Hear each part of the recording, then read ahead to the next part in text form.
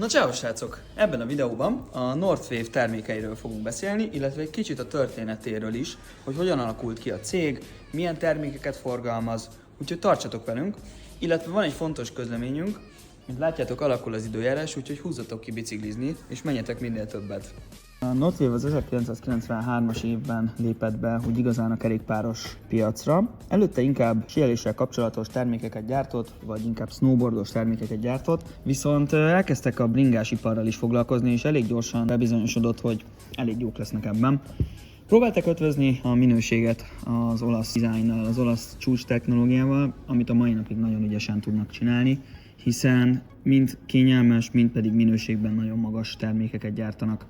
Alapvetően a Northwave az nem csak cipőket gyárt, hanem különböző kiegészítőket is, öltözékeket is, mint például kesztyüket, téli-nyárit. Öltözékből például gyártanak kabátot, illetve gyártanak mezeket is, nadrágot is. Nagyon nagy a szórás, úgyhogy abszolút egy elismert termék.